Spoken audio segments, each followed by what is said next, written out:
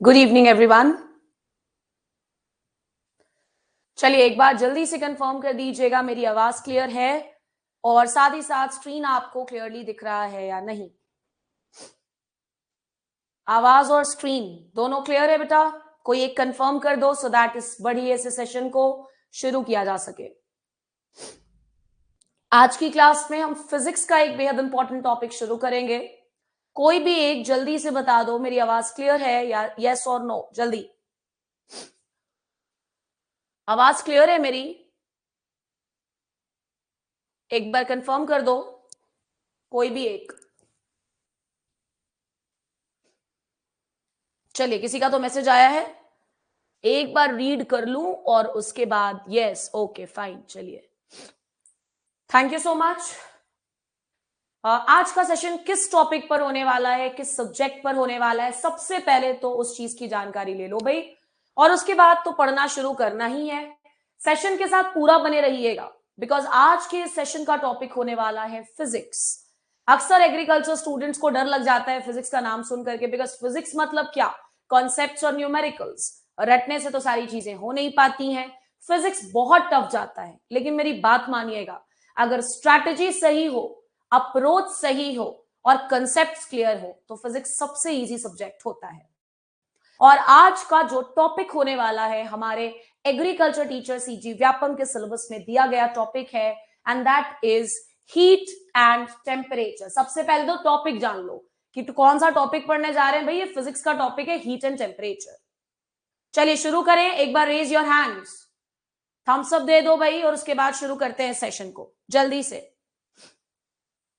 Yes ma'am शुरू करते हैं, चलो बताओ जल्दी से, उसके बाद ही तो पढ़ना शुरू करेंगे और बहुत मजा आने वाला है आज के सेशन में। बिकॉज फिजिक्स जो अक्सर लोगों को समझ में नहीं आता है वो इतने आसानी से आज की क्लास में समझ में आएगा कि क्या ही बताऊं। ओके चलिए शुरुआत की जाए। फाइन, अब सारी चीजें जो बोर्ड पर लिखी हैं उसको भूल जाइए कुछ देर के लिए, और जो मैं कह रही हूं बस उस पर ध्यान लगाइएगा और लास्ट में मुझे बताइएगा कि मेरी बातें समझ में आई कि नहीं आई। जैसा कि मैंने कहा कि आज का जो सब्जेक्ट होने वाला है दैट इज फिजिक्स। फिजिक्स में हम जो टॉपिक डील करने वाले हैं वो है हीट एंड टेम्परेचर। अब मान लो फॉर एग्जाम्पल ये कप है जिसमें मैंने गर्म पानी रखा हुआ है। ये कप एक सब्सटेंस है, और कोई भी दुनिया का सब्सटेंस, कोई भी सब्सटेंस, चाहे वो एसी हो, चाहे वो पंखा हो, चाहे वो मैं हूं, हर सब्सटेंस बहुत सारे मॉलिक्यूल से बना हुआ होता है। हर सब्सटेंस किससे बना हुआ होता है? बहुत सारे मॉलिक्यूल से बना हुआ होता है। सारे के सारे मॉलिक्यूल्स जो किसी सब्सटेंस में पाए जाते हैं वो सबसे पहले तो एक गाना गाते हैं, घूमर घूमर घूमर वाला गाना सुने हो ना। कहने का मतलब ये है कि किसी भी सब्सटेंस में जितने भी मॉलिक्यूल्स होते हैं वो कॉन्स्टेंटली घूमते रहते हैं, घूमते रहते हैं, घूमते रहते हैं, मतलब मोशन में होते हैं। और साथ ही साथ तुमने वो भी गाना सुना होगा जिसमें कटरीना कैफ और अक्षय कुमार था, खींचे मुझे कोई डोर तेरी ओर। गाना भले अच्छा नहीं हो लेकिन मैंने समझाया बहुत अच्छे से, ध्यान से सुनना। तो पहली चीज मैंने क्या कही आप सभी को, मैंने कहा कि जितने भी मॉलिक्यूल्स किसी सब्सटेंस में होते हैं वो कॉन्स्टेंटली क्या करते रहते हैं? घूमते रहते हैं। और साथ ही साथ मैंने एक गाना और गाया, खींचे मुझे कोई डोर तेरी ओर, मतलब प्रत्येक मॉलिक्यूल बाकी सारे मॉलिक्यूल्स पर एक अट्रैक्टिव फोर्स लगाता है, अपनी ओर खींचने की कोशिश करता है। आई होप यहां तक सारी चीजें आपको समझ में आ गई हैं कि कोई भी सब्सटेंस मॉलिक्यूल का बना होता है। सारे जो मॉलिक्यूल्स हैं वो एक दूसरे पर अट्रैक्टिव फोर्स लगाते हैं, और साथ ही साथ वो कॉन्स्टेंटली क्या करते रहते हैं? घूमते रहते हैं, घूमते रहते हैं, घूमते रहते हैं। घूमर घूमर गाना तो अभी गाया। क्या यहां तक का सारा कॉन्सेप्ट सभी को क्लियर है? रेज योर हैंड्स, यस और नो। अभी तक मैंने जितना बताया क्या सारे पॉइंट्स आप सभी को क्लियर हैं? बिकॉज ये समझना बेहद जरूरी है, तभी तुम्हें हीट एनर्जी का मतलब समझ में आएगा। जल्दी बता दो बेटा, समझ आया या नहीं आया अभी तक जितना मैंने पढ़ाया कि सब्सटेंस मॉलिक्यूल का बना हुआ होता है, जितने भी मॉलिक्यूल्स है वो घूमते रहते हैं, घूमर घूमर गाना गाते हैं, और साथ ही साथ बाकी मॉलिक्यूल्स को खींचते रहते हैं, खींचे मुझे कोई डोर तेरी ओर। Yes ma'am, okay fine. अब आ जाओ नेक्स्ट पॉइंट पर, बहुत ध्यान से सुनना। जितने भी मॉलिक्यूल्स किसी सब्सटेंस में होते हैं उनमें पाई जाती है काइनेटिक एनर्जी। एकदम रिलैक्स रहो, मैं याद करवा दूंगी और समझा भी दूंगी। जितने भी मॉलिक्यूल्स किसी सब्सटेंस में होते हैं उसमें क्या पाया जाता है बेटा? Kinetic energy. काइनेटिक एनर्जी का हिंदी टर्मिनोलॉजी भी जानेंगे, अभी घबराए नहीं। काइनेटिक एनर्जी क्यों होती है इनमें? बिकॉज ये लगातार क्या कर रहे हैं? घूमर घूमर वाला गाना भी तो गाया, ड्यू टू मोशन। याद रखना, जितने भी मॉलिक्यूल्स किसी सब्सटेंस में है उनमें काइनेटिक एनर्जी होती है। किस कारण? किस कारण से? तो दिख रहा है ये मोशन के कारण होता है। नेक्स्ट पॉइंट, मॉलिक्यूल्स में पोटेंशियल एनर्जी भी होती है ड्यू टू अट्रैक्टिव फोर्स। एक दूसरे को खींच भी तो रहे थे, उस कारण से कौन सी एनर्जी उत्पन्न हो रही है? Potential energy. कितना समझ में आ गया होगा, उम्मीद करती हूं सभी को। अब आ जाओ हीट एनर्जी की परिभाषा पर, ध्यान से सुनो। What is heat energy? Heat energy क्या है? It is the sum of potential energy and kinetic energy, जिसे गतिज ऊर्जा भी कहते हैं। Sum of potential energy and kinetic energy is called their internal energy.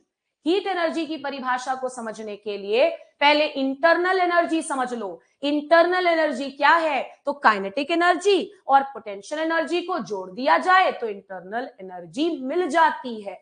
Internal energy जिसे हिंदी में कहते हैं आंतरिक ऊर्जा। और इसी total internal energy of molecules को हम क्या कह देते हैं बेटा? Heat energy. अगर बहुत ज्यादा भारी लगा हो, कॉम्प्लिकेट हो गए हो तो मैं हूं ना, मैं आपको समझाती हूं, ध्यान से सुनिएगा। किसी भी सब्सटेंस में मॉलिक्यूल है, सारे मॉलिक्यूल्स घूम रहे हैं घूम रहे हैं घूम रहे हैं, काइनेटिक एनर्जी है उनके पास। साथ ही साथ प्रत्येक मॉलिक्यूल दूसरे मॉलिक्यूल पर अट्रैक्टिव फोर्स लगा रहा है, पोटेंशियल एनर्जी भी है उनके पास। जब इस पोटेंशियल एनर्जी काइनेटिक एनर्जी को जोड़ दोगे तो तुम्हें मिलेगा इंटरनल एनर्जी। और यही इंटरनल एनर्जी सारे मॉलिक्यूल्स का अगर जोड़ दिया जाए तो इसे ही हम फिजिक्स की भाषा में कहते हैं हीट एनर्जी। जल्दी बताओ, समझ में आया या नहीं आया? जल्दी बताओ, समझ में आया कि नहीं आया? और घबराना बिल्कुल नहीं, अभी देखो तुम्हें याद हो जाएंगी सारी चीजें। जल्दी बताओ, समझ आया अच्छे से या नहीं आया? उसके बाद तो मैं सवाल इधर से थ्रो करूंगी ना, सब क्लियर हो जाएगा। जल्दी जल्दी जल्दी बताओ, बहुत सारा कुछ पढ़ाना है, न्यूमेरिकल्स भी सॉल्व करवाना है। फिर से रिपीट किया जाएगा, घबराने की कोई दिक्कत नहीं है। हो सकता है एक बार में समझ ना आए, दूसरी बार में तो आ ही जाएगा भी। वैसे ऐसा होता नहीं है, फिजिक्स भी बहुत इजी है अगर सही अप्रोच से पढ़ा जाए तो। यस मैम, किसी ने भी नो मैम नहीं बोला। एक बार और रिपीट किया जाएगा, मेरी आदत है बेटा, मैं रिपीट करती हूं सो दैट क्लास की चीजें क्लास में ही याद हो जाए।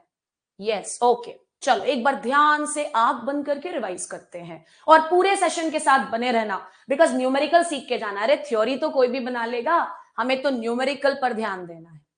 हमने क्या पढ़ा? प्रत्येक सब्सटेंस मॉलिक्यूल का बना हुआ होता है, सारे मॉलिक्यूल्स घूमते रहते हैं, काइनेटिक एनर्जी। साथ ही साथ एक मॉलिक्यूल दूसरे मॉलिक्यूल को अपनी ओर खींचना भी चाह रहा है, पोटेंशियल एनर्जी। काइनेटिक एनर्जी को जोड़ दिया पोटेंशियल एनर्जी के साथ, कौन सी एनर्जी कहलाई? Internal energy. और सारे मॉलिक्यूल्स का इंटरनल एनर्जी जोड़ दो, कौन सी एनर्जी मिलेगी? जल्दी से बताओ, कौन सी एनर्जी मिलेगी? सारे इंटरनल एनर्जी को जोड़ दिया सभी मॉलिक्यूल्स के, कौन सी एनर्जी मिलेगी? जल्दी बताओ, जल्दी बताओ बेटा, कॉन्सेप्ट तो है फिजिक्स में, जल्दी बताइए। सारे मॉलिक्यूल्स की इंटरनल एनर्जी को जोड़ दिया, कौन सी एनर्जी मिली? कमेंट में चाहिए मुझे answer. Very good Damini, very good, very good Vini, good Dharmendra, Rajshree very good, Shreyansh very good, yes, Durgesh Yadav very good. देखो सबने सही बोला है, और अगर सब सही बोल रहे हैं मतलब सबको समझ में आ गया मैंने क्या बोला। वेरी गुड, देखो एकदम सबको क्रिस्टल क्लियर हो गया। चलो अब आगे बढ़ते हैं, बिकॉज बहुत सारी चीजें हमें सीखनी बाकी है। नेक्स्ट पॉइंट पर आते हैं। Measurement of quantity of heat is called as calorimetry. ये जो हीट के क्वांटिटी को आप मापने की कोशिश करते हो, इसे हम क्या कह देते हैं? कैलोरीमेट्री। जो भी बच्चे हिंदी माध्यम के हैं उनके लिए मैंने हिंदी में भी लिखा हुआ है, बाकी मुझे नहीं लगता कि जो मैंने अभी पढ़ा इंग्लिश में वो आप में से किसी को भी समझ में नहीं आएगा। कैलोरीमेट्री क्या है? बेसिकली ये हीट के क्वांटिटी को मापने का एक तरीका होता है जिसे हम कह देते हैं कैलोरीमेट्री। ये एक सब्जेक्टिव सवाल तो नहीं बोल सकते, बट ऑब्जेक्टिव डेफिनेटली पूछा जा सकता है कि कैलोरीमेट्री क्या है। तो बेसिकली कैलोरीमेट्री हमने क्या पढ़ा? हीट के क्वांटिटी को मापने को हम क्या कह देते हैं? कैलोरीमेट्री। चलिए आगे बढ़ते हैं नेक्स्ट पॉइंट पर। एसआई यूनिट, यूनिट को हिंदी में कहते हैं बेटा मात्रक, ध्यान रखिएगा। एसआई यूनिट मतलब कोई ऐसा यूनिट जो पूरी दुनिया भर में ज्यादातर फॉलो किया जाता है। तो हीट एनर्जी को मापने का जो एसआई यूनिट होता है वो क्या है बेटा? जूल्स। ऐसे सवाल आएंगे, ध्यान रखना, किसी ना किसी चीज का एसआई यूनिट पक्के से पूछा जाएगा। तो हीट एनर्जी का एसआई यूनिट क्या है? जूल्स है, आपके सामने है, नोट डाउन फटाफट कर लो। नेक्स्ट, प्रैक्टिकल यूनिट क्या होता है? अब मैं समझाऊंगी भी, उससे पहले पढ़ लो। प्रैक्टिकल यूनिट जो होता है हीट एनर्जी का वो है कैलोरी।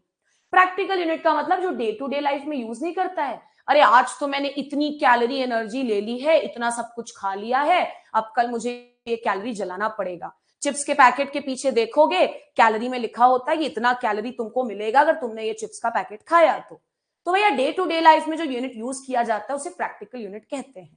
और लास्ट पॉइंट बहुत इंपॉर्टेंट है, बहुत सारे न्यूमेरिकल में तुम्हें हेल्प करेगा कि एक कैलोरी कितने जूल के बराबर है? 4.18 जूल। 4.18 जूल। पेपर के लिए वेट नहीं करते हैं बेटा, तैयारी पहले से रखिए, पेपर जब भी हो आपकी तैयारी पूरी होनी चाहिए। तो चलो एक बार इस दिन, आज के दिन ग्रीन हार्ट्स मिलने चाहिए सभी से, अगर पूरा का पूरा हीट एनर्जी क्लियर हो गया है तो जल्दी से दो green hearts from all of you, जिन्हें भी चीजें समझ में आ गई हैं। ग्रीन हार्ट्स, ग्रीन कलर के हार्ट्स भेजो भैया, क्योंकि आगे पढ़ने से पहले फिर से रिवाइज करवाऊंगी मैंने जितना पढ़ाया है। श्रेयांश ने दे दिया, बाकी लोग भी दे दो जल्दी से, क्योंकि समझ में तो तुम्हें सब अच्छे से आ रहा होगा। आदर्श गोपाल ने भी दे दिया, चित्रांगनी तो रेड हार्ट दे रही है। चलो ठीक है, कोई भी कलर का हार्ट दो, बस हार्ट मिलना चाहिए, मतलब तुम्हें समझ में आ रही है चीजें। Durgesh Yadav, thank you so much बेटा। चलो एक बार और रिवाइज करते हैं ना, रिवीजन से डरना नहीं है, जितनी बार बोलोगे क्लास में, जितनी बार टीचर बोलता है ना, वो दिमाग में यहाँ फिट होते जाता है। हमने सबसे पहले क्या पढ़ा? हमने पढ़ा हीट एनर्जी क्या होता है। हमने आज की क्लास में सीखा कि जो हीट एनर्जी है वो सभी मॉलिक्यूल्स के इंटरनल एनर्जी को अगर टोटल कर दिया जाए तो वही क्या कहलाता है बेटा? Heat energy. और इंटरनल एनर्जी क्या है मेरे बच्चों? इंटरनल एनर्जी हमने जस्ट सीखा, kinetic energy plus potential energy, दोनों को जोड़ दोगे तो हमें मिलेगा इंटरनल एनर्जी। हीट एनर्जी के बारे में हमने एक और चीज सीखी कि एसआई यूनिट जो होता है हीट को मेजर करने का, वो हमने क्या देखा बेटा? जूल। और साथ ही साथ जो नॉर्मली प्रैक्टिकल यूनिट होता है वो हमने क्या देखा? कैलोरी। साथ ही साथ हमने एक रिलेशन भी पढ़ा। अब आगे बढ़ते हैं नेक्स्ट टॉपिक की तरफ, एंड दैट इज टेम्परेचर। एक बार किसी का मैसेज आया है, जरा मैं चेक कर लूं। अच्छा ठीक है, ओके। टेम्परेचर पर आते हैं। हीट एनर्जी हमने समझ लिया, नाउ कमिंग टू टेम्परेचर। आओ पढ़ते हैं टेम्परेचर क्या है। डिग्री ऑफ हॉटनेस और कोल्डनेस ऑफ अ बॉडी, किस हद तक कोई चीज गर्म है या ठंडी है, इसी चीज को हम क्या कह देते हैं? टेम्परेचर। डिग्री ऑफ हॉटनेस और कोल्डनेस ऑफ अ बॉडी। बहुत ज्यादा डिटेल्ड कॉन्सेप्ट्स में नहीं जाएं, ऐसा बिल्कुल नहीं है कि एग्रीकल्चर टीचर में बीएससी फिजिक्स के लेवल के सवाल आने वाले। 10th 11th 12th और उतना भर आपका तैयारी आराम से हो जाएगा, ध्यान रखिएगा। तो डिग्री ऑफ हॉटनेस या कोल्डनेस ऑफ अ बॉडी क्या कहलाता है? टेम्परेचर, ध्यान रखोगे। आगे next point, when heat is transferred temperature changes. बिल्कुल सही है। मान लो हमने तुमको एक गंज पानी दिया, नॉर्मल रूम टेम्परेचर का पानी था, मैंने कहा था जाओ इसके टेम्परेचर को बढ़ा करके लाओ। तुम क्या करोगे? तुम गैस पर उस पानी के पतीले को चढ़ा दोगे, गैस ऑन कर दोगे, टेम्परेचर बढ़ जाएगा। तुमने जब गैस ऑन किया तो तुमने उस गंज को उस पतीले में रखे हुए पानी को हीट ही तो दिया है। तो बिल्कुल सही है भाई, when heat is transferred temperature change हो जाता है। जब हीट ट्रांसफर होगा तो टेम्परेचर बदलेगा। कोई दिक्कत तो नहीं होनी चाहिए इस चीज में, नॉर्मल सी बात है। कौन से डिवाइस से हम टेम्परेचर मेजर करते हैं? थर्मोमीटर। वैसे इस तरह के सवाल तो कतई नहीं आने वाले हैं, हाँ, लेकिन जान लेना भी कोई गलत नहीं है। एसआई यूनिट क्या होता है टेम्परेचर का? केल्विन। और हीट एनर्जी का क्या था? अभी जस्ट मैंने पढ़ाया, जूल्स, याद रखोगे। प्रैक्टिकल यूनिट क्या था? कैलोरी, जो डे टू डे लाइफ में यूज करते हैं। अब हम आ जाते हैं, टेम्परेचर को मापने के विभिन्न स्केल्स होते हैं। कौन कौन से होते हैं? एक तो सेल्सियस, सभी बच्चे जानते हैं। दूसरा है फ़ारेनहाइट, तीसरा है रियूमर, और चौथा है केल्विन। और चौथा क्या है बेटा? केल्विन। तो ये 4 अलग अलग तरीके हैं जिससे आप टेम्परेचर को माप सकते हो। और एसआई यूनिट क्या है टेम्परेचर का, वो आप सभी के सामने है, दैट इज केल्विन। चलिए, आंख बंद करना है और एक बार रिवाइज करना है जो जो हमने पढ़ा अभी तक। यहां तक सारी चीजें क्लियर है बेटा? एक बार जल्दी से रेज अ थम्स अप अगर सब कुछ क्लियर हो गया है तो। एक थम्स अप दे दो भाई। Is everything clear? उसके बाद सवाल पूछे जाएंगे, उसके बाद हम लोग न्यूमेरिकल्स पर आएंगे, बिकॉज न्यूमेरिकल्स हमें तगड़ा करके जाना है। अगर कंपटीशन में रहना है तो न्यूमेरिकल अच्छे से सीखना है, ध्यान रखना।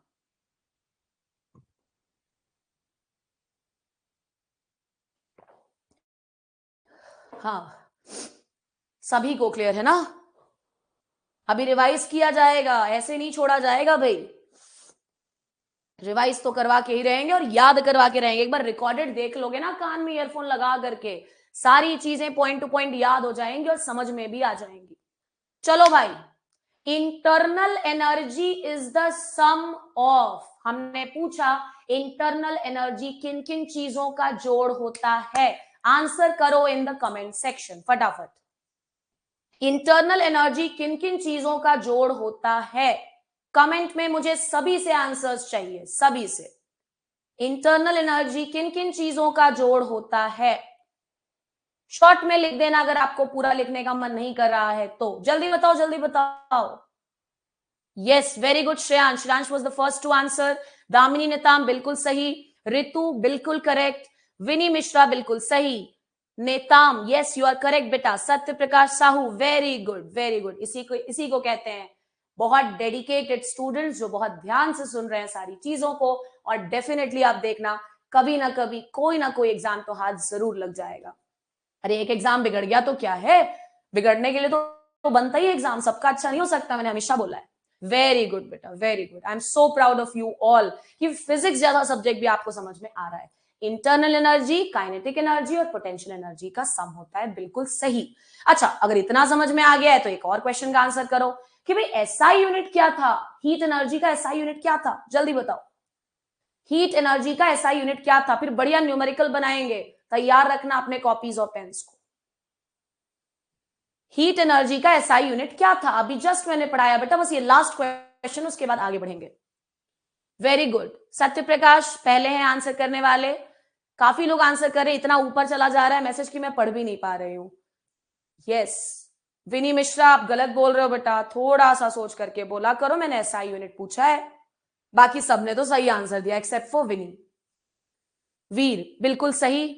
चित्रांगिनी बिल्कुल सही। प्रकाश बिल्कुल सही। थैंक यू सो मच इतने बढ़िया तरीके से समझने के लिए, बिकॉज सिर्फ मेरा समझाना जरूरी नहीं है, तुम्हारा समझना भी जरूरी है। Very good. The SI unit of temperature, sorry heat energy मैंने पूछा था, क्या है आप सभी ने देखा, जूल। विनी मिश्रा ने कैलोरी कहा था, गलत है बेटा, वो प्रैक्टिकल यूनिट होता है। अब पूरा कंसंट्रेशन यहां पर होना चाहिए। हमने देखा कि टेम्परेचर को मापने के अलग अलग स्केल्स थे, सेल्सियस, फ़ारेनहाइट, केल्विन और र्यूमर।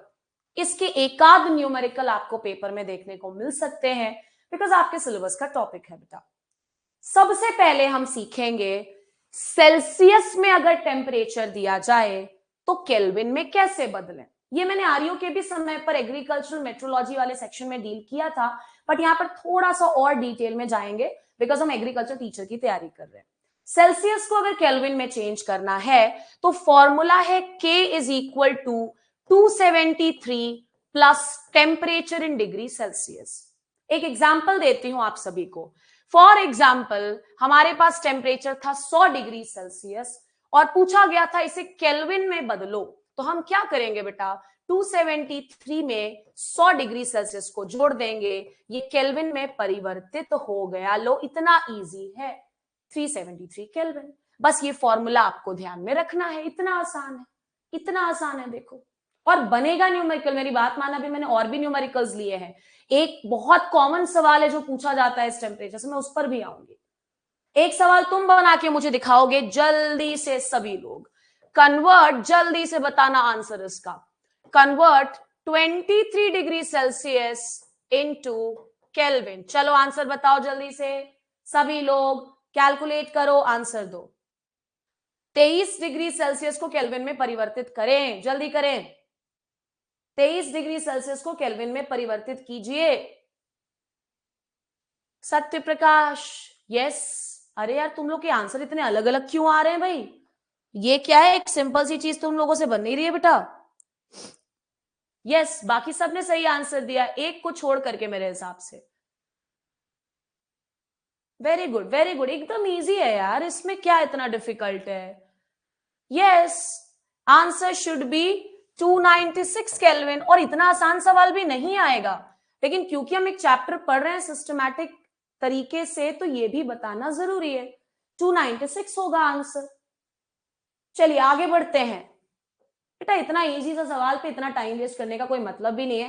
मेरे को लगता है जितने भी बच्चे जुड़े हैं सबने सही आंसर दिया, सिवाय एक बच्चे के। उससे भी शायद कुछ ना कुछ गलती ही हो गई होगी मोस्ट प्रोबेबली, अदरवाइज इतना आसान सवाल तो हर बच्चा बना सकता है। नेक्स्ट बेटा, नेक्स्ट जो है वो है सेल्सियस टू फ़ारेनहाइट में कन्वर्ट करेंगे। क्या है formula? C/5 is equals to F-32 बटे 9। C/5 is equals to F-32 upon 9। ये भी मैंने डिस्कस किया, इसलिए पूरे सेशन में बने रहना। इसके बाद के जो सवाल हैं वो एग्रीकल्चर मेट्रोलॉजी वाले यूनिट में आरईओ में डिस्कस नहीं किया हुआ है, ध्यान रखना।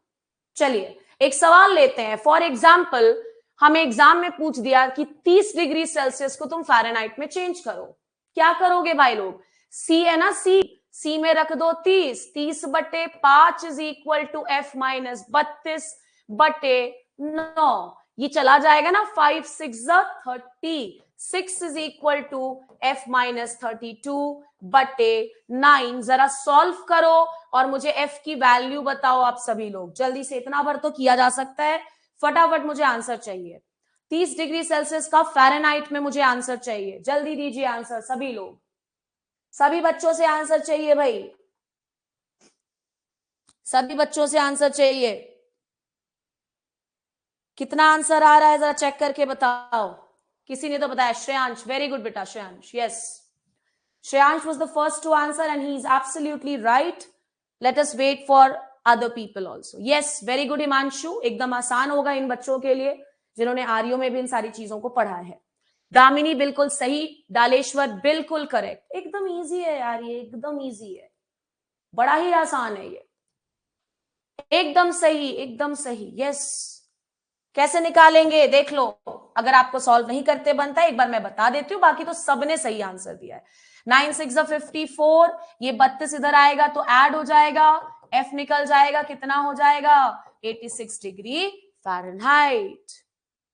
बने रहना बेटा सेशन के साथ, बिकॉज नीचे में बड़े बढ़िया बढ़िया सवाल हैं जो तुमको सीखना बेहद जरूरी है। अब हम आ जाते हैं नेक्स्ट। ये आपने नहीं पढ़ा है और इसीलिए एग्रीकल्चर टीचर के पेपर के लिए ये तीसरा और चौथा जो फॉर्मूला है ये बेहद इंपॉर्टेंट हो जाता है। भैया सेल्सियस से फ़ारेनहाइट सब लोग चेंज कर लेते हैं, सेल्सियस से केल्विन सबको ही चेंज कर लेंगे, लेकिन हमने देखा कि टेम्परेचर को मापने का एक और तरीका था जो था र्यूमर, और सेल्सियस को र्यूमर में चेंज करने का फॉर्मूला तो और ही आसान है। C/5 is equal to R बटे 4।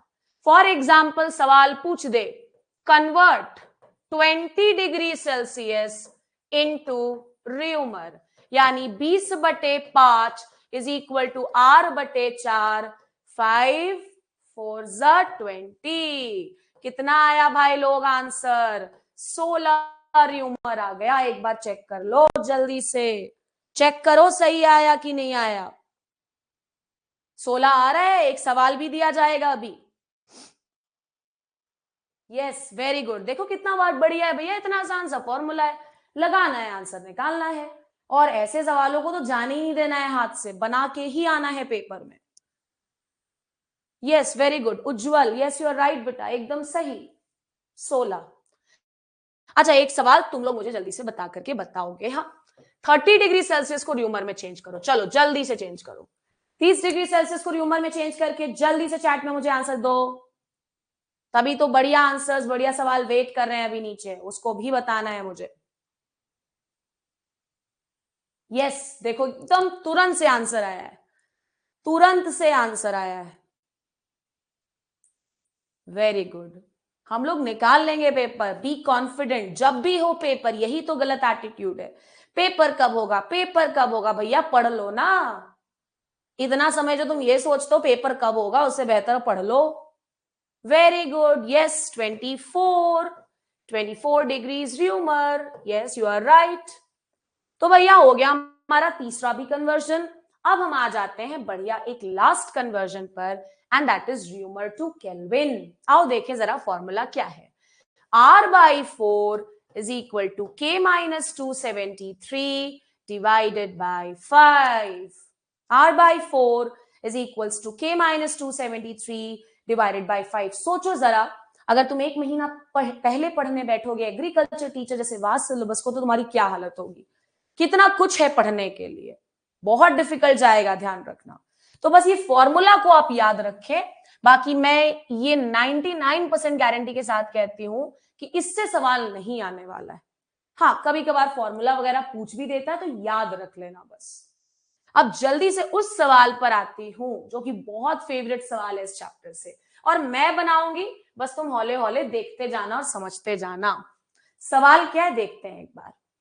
Find the temperature at which Celsius and Fahrenheit are equal.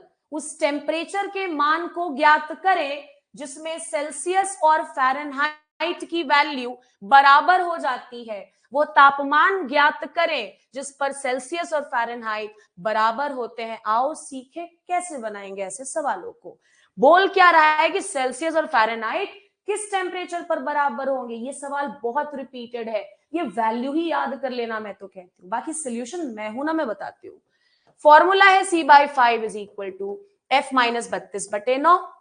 तुमको क्या बोल रहा है, सेल्सियस और फ़ारेनहाइट बराबर होने चाहिए। तो मान लू दोनों को X, कोई दिक्कत तो नहीं है, दिल तेजी से धड़कने तो नहीं लगा X देख करके। बहुत लोगों को मैथ से बहुत डर लगता है। सेल्सियस और फ़ारेनहाइट को मैंने X के बराबर रख दिया, चलेगा भाई लोग। X रखो, Y रखो, Z रखो, कुछ भी रखो, जल्दी बताओ। इसका रिकॉर्डेड वर्जन भी मिल जाएगा। लाइव क्लास में क्या है, थोड़ा बात हो ही जाता है, एक्सटेंड हो जाता है बिना वजह क्लास। अरे X मान लो, चलेगा भाई, कुछ तो बोलो, कुछ बोलोगे तब तो आगे बढ़ेंगे। मान लेना X, सेल्सियस और फ़ारेनहाइट को क्योंकि बराबर करने के लिए बोल रहा है। यस, मान लेते हैं।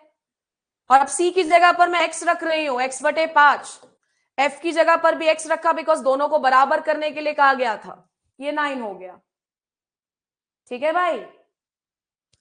9x is equal to 5x। ये समझ में आया सभी को? चेक करो एक बार जल्दी से। और कोई डाउट तो नहीं है, ये भी बताना मुझे, कोई डाउट तो नहीं है भाई लोग। 9x कैसे हो गया, क्लियर है सभी को? क्रॉस मल्टीप्लाई हुआ, ये 5x माइनस 5 गुना 32 होगा तो कितना आएगा, 160। अब ये 9x माइनस 5x हो गया, ए माइनस 160 है, कोई दिक्कत नहीं, माइनस देख के डरने का नहीं। हाँ, ठीक है, ओके। तुम अपना नाम चेंज करो बेटा, पहले आंसर निकाल के बताओ सभी लोग, और वो वैल्यू यहां पर याद कर लो। कसम से ये सवाल बहुत पूछा जाता है कि किस टेम्परेचर पर सेल्सियस और फ़ारेनहाइट बराबर होते हैं। Yes, very good, yes very good. Neelam एकदम सही। उज्जवल आपने गलत बनाया, 8 कहां से आंसर आ रहा है भाई आपका? थोड़ा तो सोच समझ के बोलो भाई। हिमांशु सिर्फ 40 है कि -40 है? जरा होश में रह करके आंसर किया कर। Very good, yes you people are right, absolutely right. इस सही आंसर के लिए आपको नहीं मिलेंगे 1 करोड़ रुपए। Very good, very good. Veer आप भी आंसर सही करो ना, हर बच्चा मैं बता रही हूं इसका आंसर -40 आएगा बेटा, -40। डन से आंसर कर देना। बहुत बार ये ऑब्जेक्टिव में ऐसे ही पूछ लेता है कि किस टेम्परेचर पर सेल्सियस और फ़ारेनहाइट बराबर होंगे, -40। भाई याद रख लेने का, समझ में तो हमें आ ही गया। क्योंकि ना ऑप्शन में +40 भी रहता है, अक्सर हड़बड़ी में +40 मार्क हो जाएगा, इसलिए होश में रह करके आंसर करना। चलो क्वेश्चन नंबर 2 बनाते हैं। Convert 90 degree Celsius to Fahrenheit. तुम लोग आंसर करोगे, मैं सॉल्व क्यों ही करूं, बस मैं फॉर्मूला बता देती हूं। C/5 is equals to F-32/9। Solve करके बताइए बेटा, सॉल्व करके बता दीजिए जल्दी से, सभी लोग जल्दी से बता दीजिए। मैं क्यों ही सॉल्व करूंगी भाई, सब तो सिखा दिया, बस कुछ प्रैक्टिस सवाल ले रही हूं देखने के लिए कि तुमसे बन भी रहा है कि नहीं बन रहा है। बनाओ जल्दी से इसको, जल्दी बनाओ, मैं वेट कर रही हूं। और जिनको लाइव क्लास बहुत ज्यादा लंबी लग जाती है, झेलाव भी हो ही जाता है, मैं मानती हूँ इस चीज को, रिकॉर्डेड देख लेना ना फास्ट फॉरवर्ड में। जल्दी बताओ बेटा, फटाफट सॉल्व करिए। और बीच में यार मत जुड़ा करो, सेशन में फिजिक्स चल रहा है, एग्रीकल्चर नहीं है कि तुरंत से सब कुछ समझ में आ जाएगा कहीं से भी चालू करोगे तो। एक बार चेक कर लो भाई, ध्यान से आंसर करो। हिरेंद्र, हेमलता, आपका आंसर गलत है। आशुतोष ताम्रकर, क्या कर रहे हो तुम, गलत आंसर निकाले हो। उज्जवल नेताम, सही आंसर है बिल्कुल। वीर, आपका भी आंसर गलत है भाई। प्रकाश सही है। श्रेयांश, क्या आंसर आया तुम्हारा? प्रकाश बिल्कुल सही। शोभीना परिंगी, क्या हो रहा है भाई सबको, क्या आंसर निकाल रहे हो यार तुम लोग? हिमांशु जायसवाल, वेरी गुड बेटा। श्रेयांश 194 होगा भाई लोग, आंसर इसका क्या है इतनी मुसीबत। 90/5 इज इक्वल्स टू F-32/9। ये सॉल्व नहीं हो रहा है तुम लोगों से, इतना इजी है, कितना इजी तो है बेटा। नहीं नहीं नहीं, 130 क्यों आ रहा है, मुझे समझ नहीं आ रहा है आप लोगों का आंसर। 130 क्यों आ रहा है जी आंसर? ये हो जाएगा 18, है ना? फिर 18 into 9 is equals to F-32। क्या सॉल्व कर रहे हो जी तुम लोग, भारी गलती कर रहे हो। ये 18 इंटू 9 कितना हो जाएगा, 162 plus 32 is equals to F-194 आएगा। कुछ भी मत किया करो, खैर बन जाएगा, एक बार इसका रिकॉर्डेड देखोगे ना, आई एम श्योर तुम्हें स्टेप्स समझ में आ जाएंगे।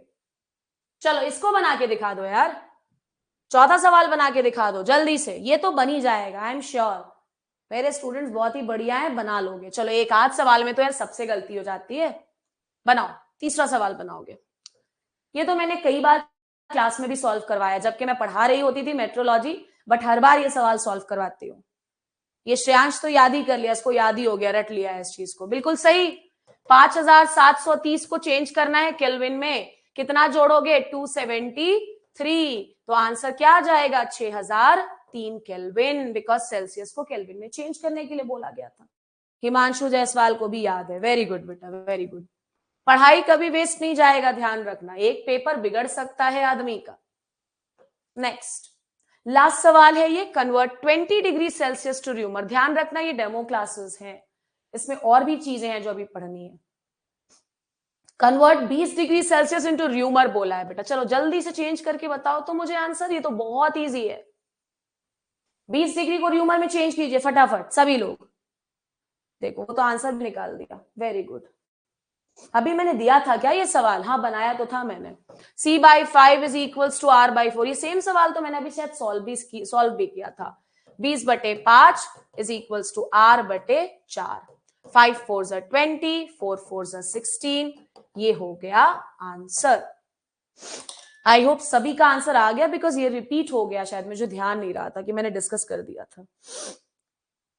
चलिए, तो आप की इस क्लास में मैंने हीट का कॉन्सेप्ट, टेम्परेचर का कॉन्सेप्ट और इस पर बेस्ड न्यूमेरिकल्स, जिसमें से मोस्ट इंपॉर्टेंट न्यूमेरिकल वो सेल्सियस और फ़ारेनहाइट किस टेम्परेचर पर बराबर होते हैं, वो बहुत इंपॉर्टेंट सवाल होता है। जितने भी कन्वर्जन्स मैंने सिखाए वो सब आपको क्लियर होने चाहिए।